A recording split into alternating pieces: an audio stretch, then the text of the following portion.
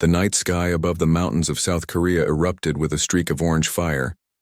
What locals first thought was a meteor turned into something much more significant as the object slowed, changed direction, and then crashed with a thunderous boom that echoed through the valleys.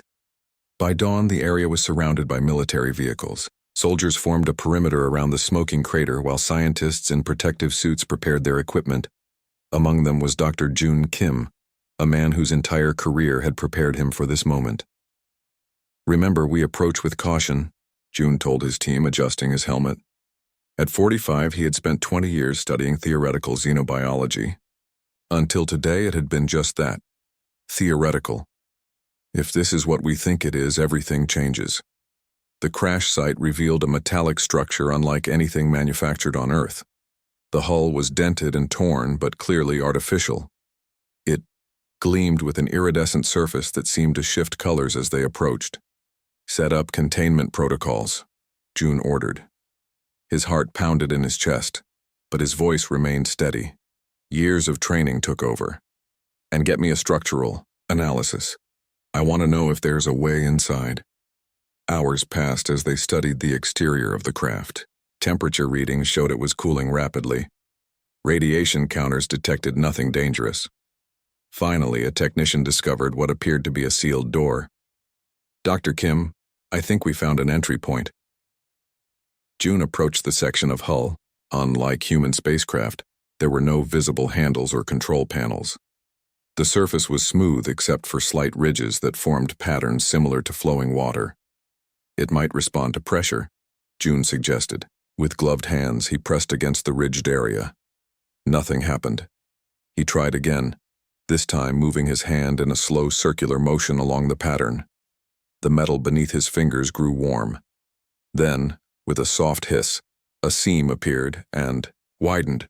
"Stand back," Jun ordered, heart racing. "And someone get me a medical kit." His instincts told him that whatever or whoever was inside might need help.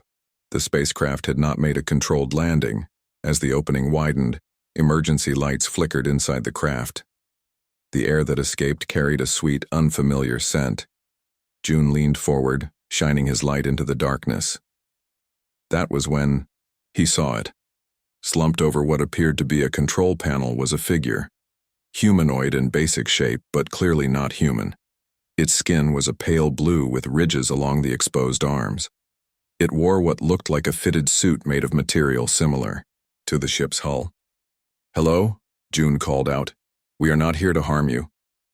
The figure didn't move. Jun took a careful step inside.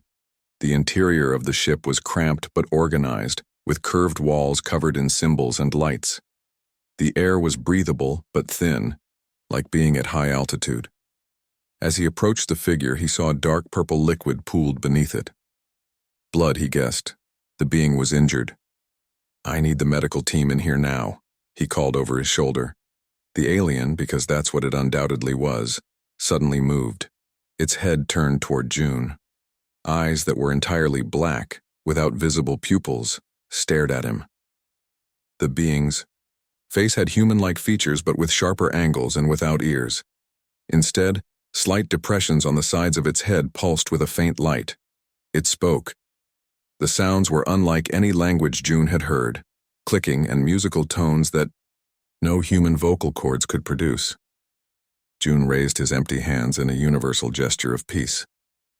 "We want to help you," he said clearly, pointing to the purple blood and then to the medical kit a colleague had just handed him. The alien's expression changed. Its mouth, wider than a human's, twisted in what could have been pain or anger. It tried to stand but collapsed back onto the control panel. Jun moved forward, medical kit open. The alien watched him with those black eyes, body tense despite its injuries. "I am going to help you," Jun said, miming treatment actions. "You're hurt?" Minutes passed in a tense standoff. Then, perhaps realizing it had no choice, the alien relaxed slightly. Jun approached and examined the wound, a deep gash across what would be the abdomen on a human. As he worked to stop the bleeding, the military commander, Captain Han, entered the ship. "Dr. Kim, we need to secure the site. Is it safe to move?" "Him," June corrected, though he had no actual knowledge of the alien's gender. And yes, but carefully, he's lost a lot of blood. We need to get him to the containment facility. The alien seemed to understand the conversation's tone. He, stiffened and made a series of sharp clicking sounds.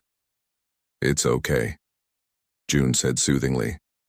We're taking you somewhere safe. The alien was carefully moved to a secure transport vehicle. June rode alongside, monitoring the strange vital signs as best he could. The being drifted in and out of consciousness during the journey.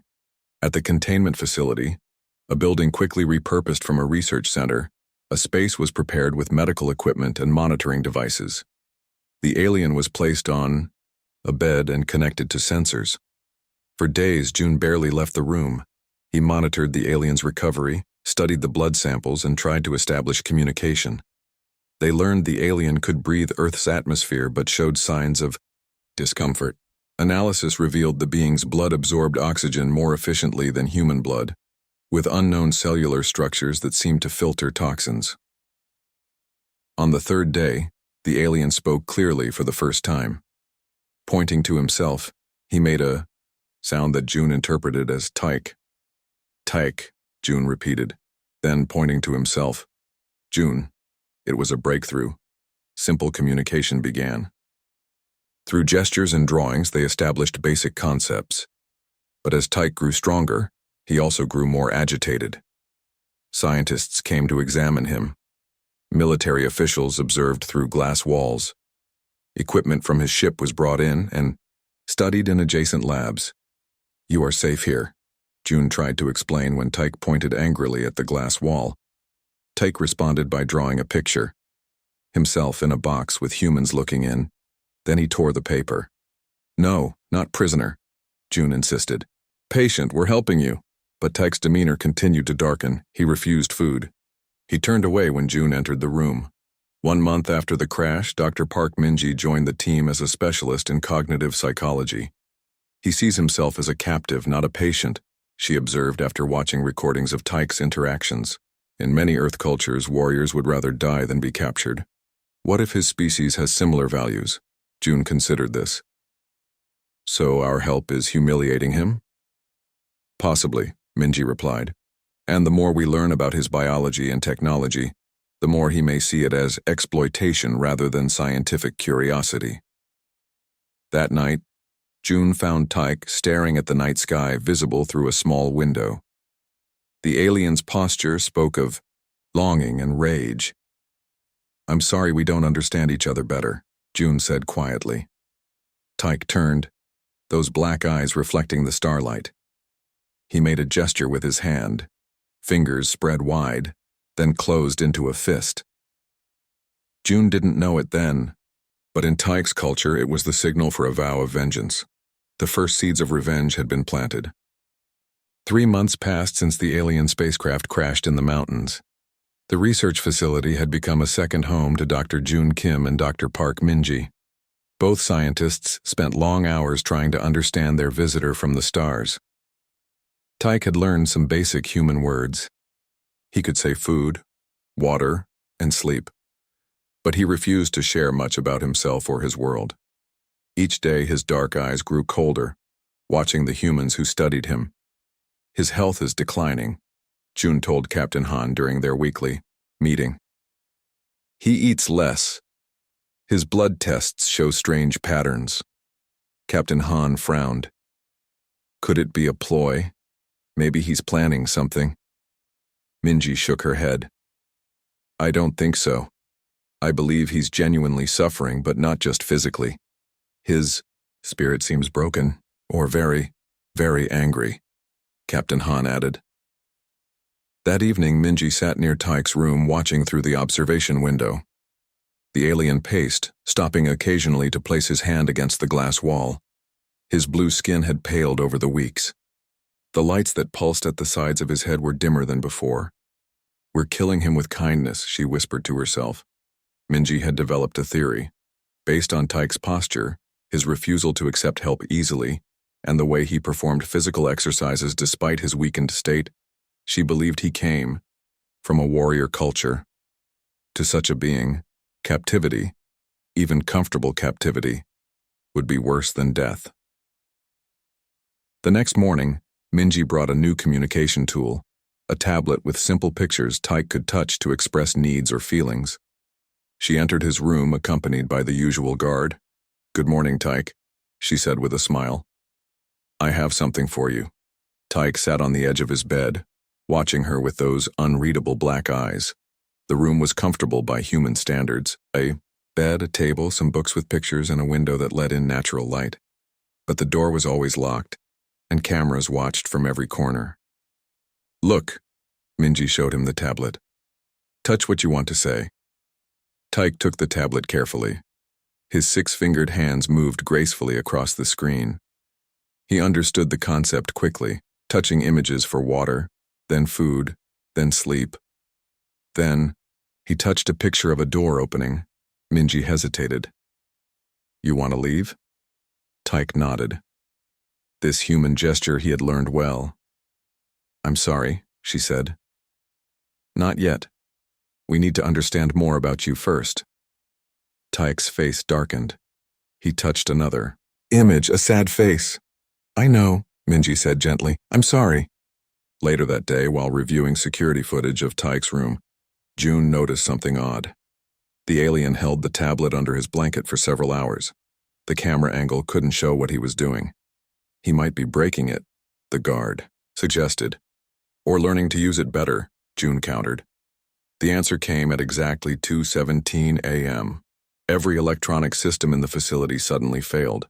Emergency lights flickered on, casting the hallways in a dim red glow. Alarms that should have sounded remained silent. June was asleep in his office when the lights went out. He woke instantly, years of light sleeping during lab work making him alert. Something was wrong.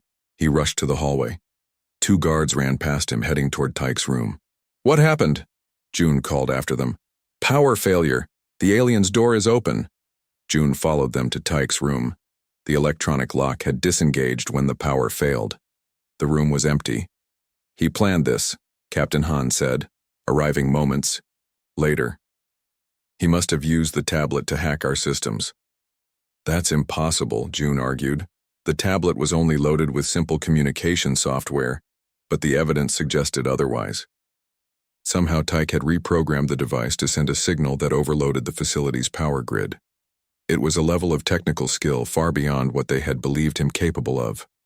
"Full lockdown," Captain Han ordered into his radio. "All personnel on alert. The alien must not leave the building." Minji arrived out of breath from running. "Don't hurt him," she pleaded. "He's not being malicious, he's fighting for his freedom." Captain Han ignored her. "All units armed. The alien is to be contained with minimal force if possible." June pulled Minji aside. "We need to find him first. Think, where would he go?" Minji considered the question. "The lab where they keep his ship's parts. He needs communication equipment to contact his people." They hurried to the technology lab on the lower level. The door was open, its lock disabled like all the others. Inside, scattered equipment and opened storage containers showed signs of frantic searching. "He's been here," June whispered. "Look, at the components he took, parts of his ship's communication array." A noise from behind made them turn. A guard lay on the floor, unconscious but breathing. Beside him was a smear of purple blood. "Tyke is injured," June said, examining the blood. "This doesn't match his previous wound pattern." "It's our atmosphere," Minji realized suddenly. "Remember how his breathing always seemed labored? What, if Earth's air is slowly poisoning him?" June nodded grimly. "The tests showed his body processing our air differently. We thought it was just his normal physiology." "He needs to get back to his own environment," Minji said, "or he'll die." The facility erupted with shouts and the sound of running feet. Through a nearby window, they saw flashlight beams cutting through the darkness outside. Tyke had escaped the building. "We have to find him before they do," Minji said. Captain Han appeared in the doorway, his face hard with anger. Two more guards. "Down. Non-lethal attacks but effective. Your alien friend knows human anatomy well enough to know where to strike." "He's not trying to kill anyone," June pointed out. "That should tell you something." "It tells me he's smart," Captain Han replied coldly. Teams are searching the perimeter. Helicopters will be here at dawn. Sir, Minji stepped forward. I believe Tyke is dying from exposure to our atmosphere. The research facility's air filters were keeping him alive. Out there, his condition will worsen rapidly. Captain Han's expression didn't change. Then he'll be easier to recapture. After the captain left, June turned to Minji. We need to help, Tyke. That would be treason, she reminded him. I became a scientist to understand life, not watch it die because of bureaucracy, June replied. Are you with me? Minji nodded without hesitation. We'll need supplies, medical equipment, and a way to track him. They gathered what they could, a portable medical kit, water, food, and a tracking device tuned to detect the unique radiation signature of Tyke's blood. Within 30 minutes, they slipped out of the facility through a maintenance exit. The night was cold and clear, stars shining brightly overhead. Somewhere in the darkness, an alien was running for his life, carrying stolen technology and a burning desire for revenge against those who had kept him captive, and behind him, 2 humans followed, not to capture, but to save. The mountains, June whispered, checking the tracker. He's heading up away from civilization. Smart, Minji replied. Fewer people to see him. Or a better location to send a signal into space, June added grimly. They looked at each other, understanding the implications. If Tyek contacted his people, his message would not be one of peace. To him, Earth was a prison planet where he had been held against his will and studied like an animal. The first contact between humans and aliens could lead to war. Everything depended on finding Tyke before he could send that message. As dawn broke over the mountains, they quickened their pace, following the faint trail of an alien who wanted nothing more than to go home, and perhaps to never see another human again. Morning light touched the mountain peaks as June and Minji followed Tyke's trail. The tracking device beeped softly in June's hand, showing the alien was moving deeper into the wilderness. He's heading north, June said, pointing to a ridge in the distance. The signal is steady but weaker than before. Minji checked her backpack, counting their supplies. We have medicine, food, and water for 3 days, but I'm not sure if any of this will help Tyke. The mountainside was steep and rocky. Pine trees grew thick in some areas, while other parts were bare rock. The air grew thinner as they climbed, higher. Captain Han will have search teams everywhere by now, June said, looking back at the valley below. Tiny dots of movement showed vehicles on the roads. In the sky, a helicopter circled. They're searching the wrong areas, Minji replied. They think Tyke would head toward civilization to find more technology. They don't understand him. And we do? June asked. Minji stopped walking. Better than they do.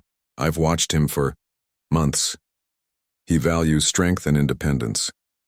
He would rather die alone than be captured again. They continued climbing. The tracking device led them to a small stream where they found footprints in the mud. The shape was different from human. Feet. Longer and with 6 toe marks instead of 5. He stopped here, June said, kneeling to examine the ground. Purple drops stained the rocks. He's still bleeding. And getting worse, Minji added. Look at the pattern of his steps. He's becoming unsteady. The trail led them up a narrow path between large boulders. The terrain was difficult and they had to use their hands to climb in some places. By midday, dark clouds gathered overhead. Rain coming, June said, looking at the sky with worry. That will make tracking harder. And it might wash away the radiation signature in his blood, Minji added. They quickened their pace, ignoring tired muscles and scratches from branches. The beeping of the tracker grew more frequent as they closed the distance. He's slowing down, June said. The gap between signals is shorter. A rumble of thunder rolled across the mountains. Fat raindrops began to fall, quickly turning into a steady downpour. They pulled on rain jackets from their packs and continued. The tracker led them to a rocky overhang that formed a shallow cave. Inside, they found torn pieces of Tyke's clothing and more purple blood. He was here, Minji said, touching the blood. It's still wet. Look. June pointed to marks on the stone wall. Symbols that matched those from Tyke's ship had been scratched into the rock. He's leaving a trail for his people, or a warning about us, Minji said quietly. The rain fell harder, trapping them in the cave for nearly an hour. When it finally slowed, they set out again. The mountainside had turned slippery and treacherous. The tracking device began to give confusing readings. The signal seemed to come from multiple directions. The rain must have washed his blood onto different paths, June said with frustration. We'll have to guess which way he went. Minji studied the mountain ahead of them. There, she said, pointing to a tall peak. If I wanted to send a signal to space, I'd go to the highest point. They chose the path leading upward. As they climbed, the rain stopped completely. The late afternoon sun broke through the clouds, casting long shadows across the landscape. After another hour of difficult hiking, the tracker picked up a clear signal again. We're close, June said. They moved more carefully now, making less noise. Around a bend in the path, they saw a small plateau ahead, and there, sitting with his back against a rock, was Tech. The alien was working on something in his lap, pieces of equipment taken from the lab. His blue skin had turned an alarming grayish color. The lights at the sides of his head flickered, weakly. He's building a transmitter, June whispered. And he's dying, Minji added. They watched as Tyke connected wires with shaking hands. His breathing was labored, his chest rising and falling in rapid, uneven movements. What do we do? Minji asked. If we approach, he might see it as an attack. If we don't, he'll die. And he might still send a message that could bring disaster to Earth. June stepped forward, deliberately making noise on the rocky ground. Tyke's head snapped up, his black eyes wide with alarm. He reached for a sharp piece of metal beside him. Tyke, June said, raising his empty hands. We're here to help. The alien's expression hardened. He made a sound that seemed like a warning. You're sick, June continued, taking another slow step. The air here is hurting you. Tyke pointed the metal shard at June, then at the half-finished transmitter in his lap. The message was clear. Stay back, or I'll finish it. Minji stepped forward to stand beside June. Take, she said gently. We understand why you ran. We know you want to go home. Tyke watched them with suspicious eyes. His hand trembled as he held the makeshift weapon. We brought medicine, June said, slowly removing the medical kit from his backpack. To help you breathe better. Tyke made a dismissive gesture. He turned back to his work, connecting another wire to the device. But his movements were clumsy now, his fingers fumbling with the delicate components. Your people, Minji tried again. You want to call them. Tell them about Earth. Tyke nodded firmly. What will you tell them? She asked. Tyke pointed at them, then made a caging gesture with his hands. Then he made a sweeping motion across the sky, followed by a crushing movement toward the ground. The message was unmistakable. He would call his people to attack Earth. We're not all bad, June said. Some humans are bad, yes, but most want peace. Tyke shook his head. He pointed to his own body, then to the sky, then made a dying gesture. Yes, Minji said. Earth is killing you. But we didn't know. We were trying to help. Tyke suddenly doubled over, coughing violently. Purple blood sprayed from his mouth, splattering on the rocks. The transmitter fell from his lap, pieces scattering across the ground. June rushed forward despite the danger. Let me help you. Tyke tried to move away, but he was too weak.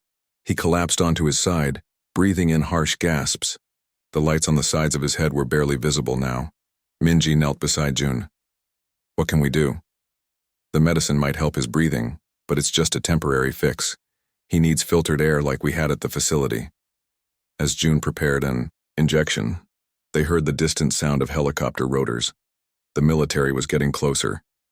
They're coming, Minji said. Tyke heard it too. With a desperate burst of strength, he reached for the scattered parts of his transmitter. His hands shook as he tried to reassemble it. Tyke, please.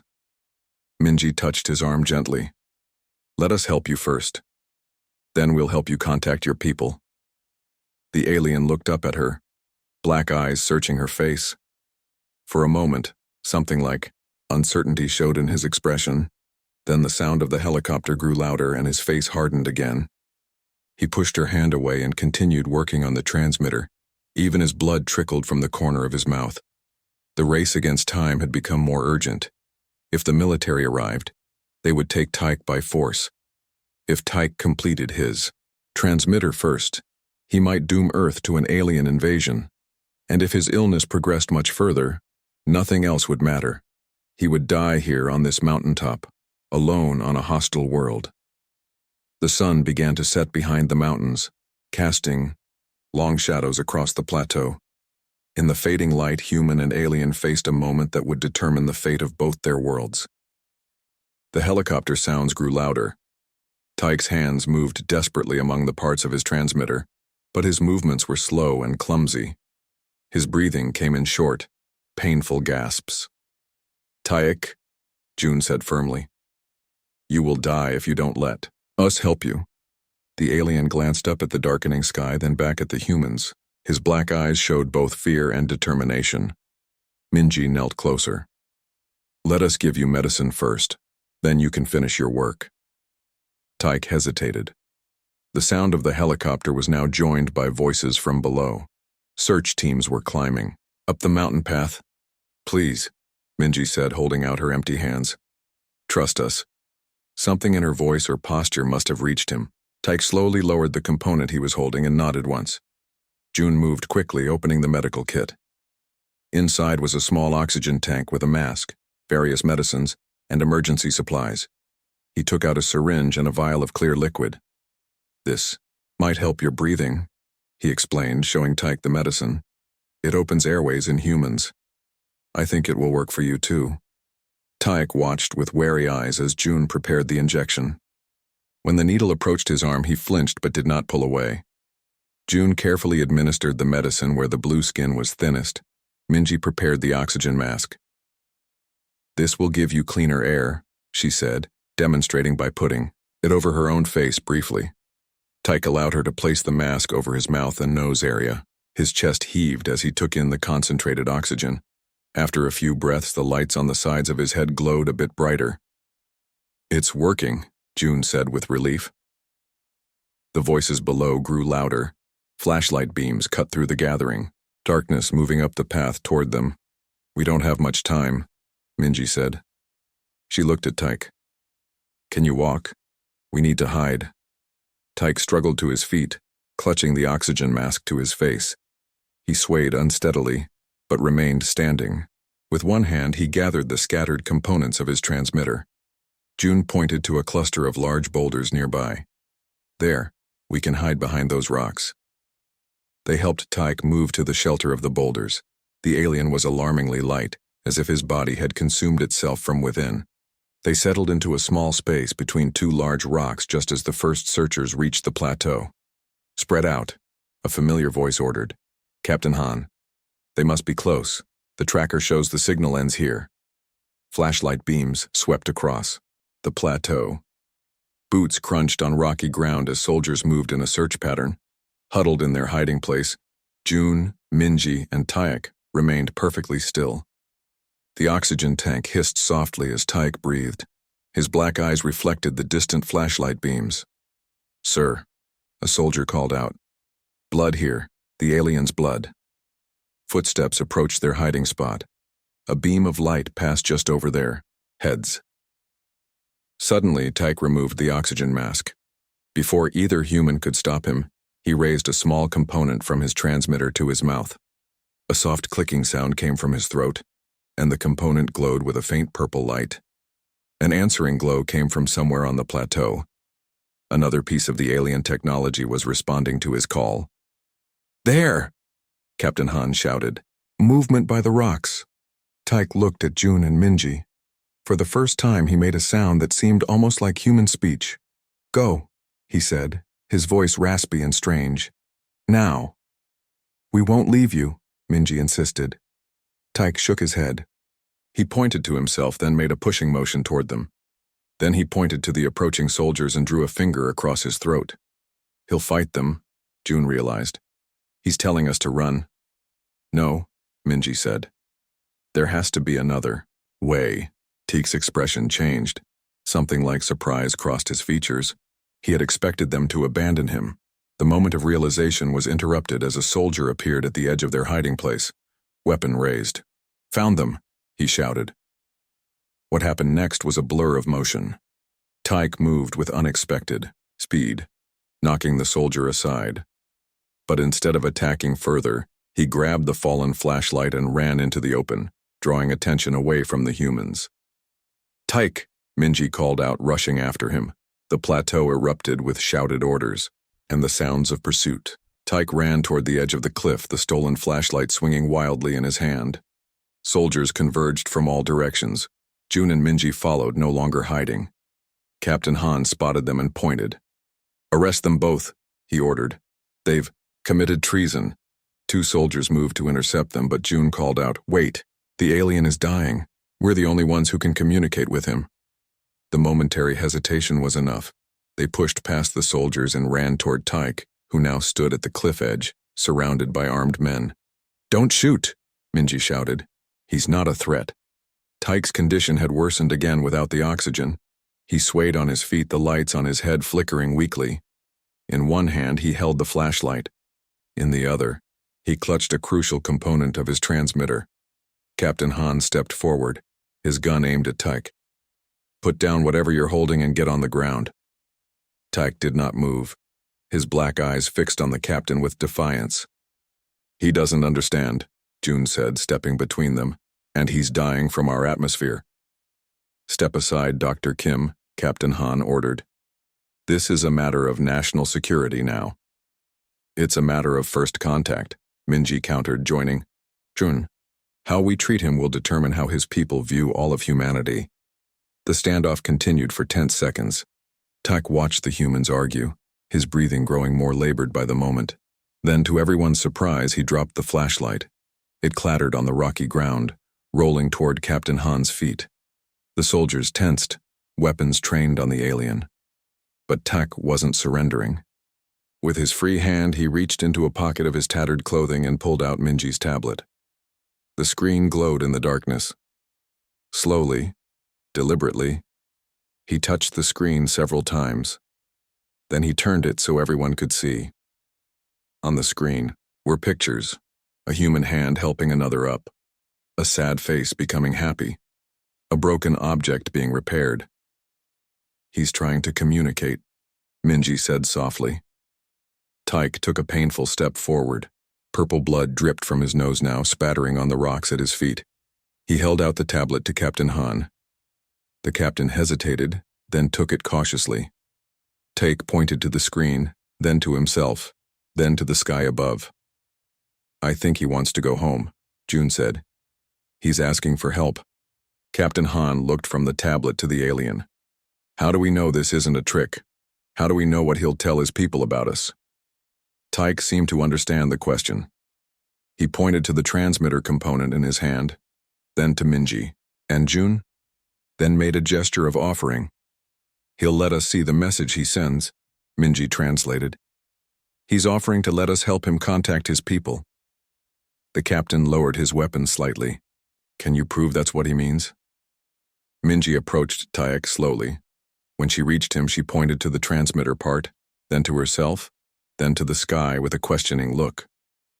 Tyke nodded.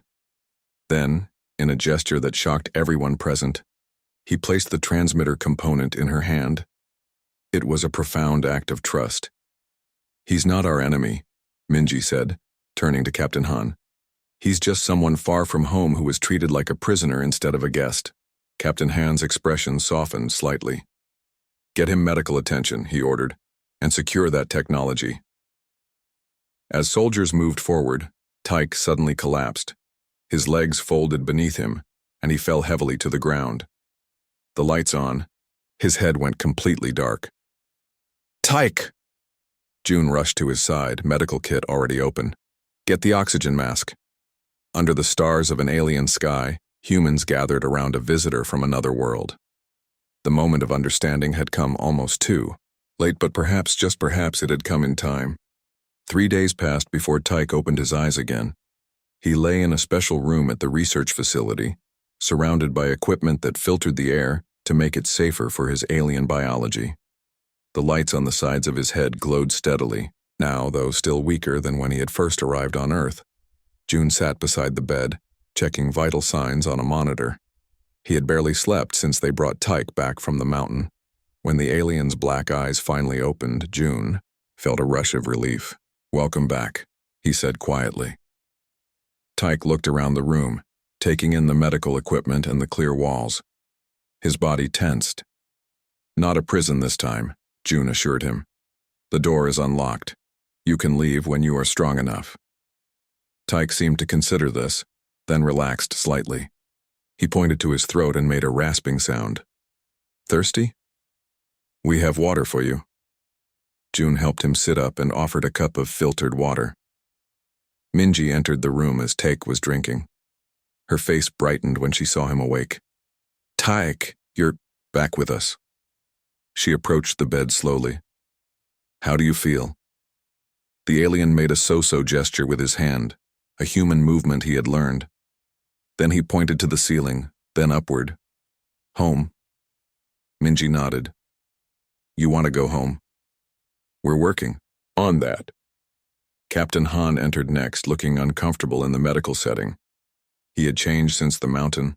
The experience had affected him deeply. "The alien is awake," he observed. "His name is Tyke," Minji reminded him gently. The captain nodded. "Tyke." He approached the bed and, to everyone's surprise, gave a small bow. "I apologize for how we treated you. We were afraid." Tyke watched him with those unreadable black eyes. Then, slowly, he returned the bow from his sitting position. "The scientists have been working on your transmitter," Captain Han continued. "They think they can make it work." Tyke's eyes widened. He looked at June for confirmation. "Yes," June said. "Using parts from your ship, we've built a device that should be able to send a message to your people, but it will take time for the signal to reach them." Tyke touched his chest, then mimed writing. "You want to create the message yourself?" Minji guessed. The alien nodded firmly. "Of course," Captain Han agreed. "It's your right to speak to your own people." Later that day, when Tyke was stronger, they moved him to a room with the assembled transmitter. Government officials watched nervously from behind a glass wall. The fate of Earth-alien relations rested on what message Tyke would send. Tyke examined the device carefully, making adjustments to some components. Then he looked at June and Minji. "We promised you could see the message," Minji said. "Will you show us?" Tyke nodded. He touched a panel on the transmitter, and a small screen lit up. Symbols appeared, the same writing they had seen on his ship. "We don't understand your language," June admitted. Tyke seemed to have expected this. He took Minji's tablet, which she had brought with her, and began drawing. First he drew Earth. Then he drew figures that looked like humans and one that represented himself. Next came a simple drawing of his ship crashing, humans finding him and taking him to the facility. "You're telling the story of what happened," June realized. Tyke nodded. He continued drawing, showing himself escaping, being pursued, and becoming sick. The images were simple but clear. The final images surprised everyone watching. Tyke drew June and Minji helping him, giving him medicine and protecting him from other humans. Then he drew himself and the two humans standing together beside a transmitter with lines suggesting communication going up to the stars. "Is this the message you want to send?" Minji asked, deeply moved. "The full story?" Tyke nodded. He added one more drawing, a ship coming to Earth with figures leaving it in peace. "You're not calling for revenge," Captain Han said quietly. "You're asking your people to come in peace." Tyke looked at all of them, then touched his chest. He repeated the gesture he had made months ago. Fingers spread wide, then closed into a fist. But this time he opened the fist again, extending his hand palm up toward the humans. "I think that means something important in his culture," Minji whispered. Tyke pointed to the tablet once more and drew a new series of images. a figure attacking another, then stopping, and finally the two figures standing side by side. Forgiveness, June said suddenly. That gesture, it's about forgiveness, isn't it? You were angry, but now you're offering peace. Tyke nodded, his black eyes showing what might have been the alien equivalent of a smile. With careful movements, he activated the transmitter, the screen filled with the symbols of his language matching the story he had drawn. Lights blinked on the device as the message was sent into space, traveling toward a distant world none of them had ever seen. When it was done, Tyke did something unexpected. He extended his hand toward June in the human gesture of handshaking. June took the six-fingered blue hand in his own. Thank you, he said simply. Tyke repeated the gesture with Minji, and then, after a moment's hesitation, with Captain Han. 1 month later, Tyke's health had improved significantly. The scientists had created a special breathing apparatus that filtered out the harmful elements of Earth's atmosphere. Tyke could now move around the facility freely and even venture outside for short periods. He had begun learning human languages, starting with Korean, since that was what June and Minji spoke. His progress was remarkable. Already he could form simple sentences. My people come soon, he told them one evening as they sat watching the stars from an observation deck. Big ship, not for war, for meeting. How soon? June asked. Tyke pointed to the moon. When moon become full 2 times. 2 months, Minji translated. That's not long to prepare. World leaders are already meeting to discuss first contact protocols, Captain Han said. He had become a regular visitor, his former suspicion replaced by genuine interest in Tyke and his culture. They want you to be part of the welcome committee, Tyke. The alien nodded. I tell them truth. Humans scary first, then good friends, June smiled. We were just as afraid of you, you know. Fear normal, Tyke said. Forgiveness better. He touched his chest, then made the gesture they now understood represented letting go of anger. My people have saying, revenge easy path. Forgiveness, hard path. Hard path makes stronger person. Minji nodded. We have similar sayings on Earth. Tyke looked up at the stars again. Maybe not so different, humans and Niverons. Niverons? Is that what your people are called? June asked. Yes. From planet Nivara.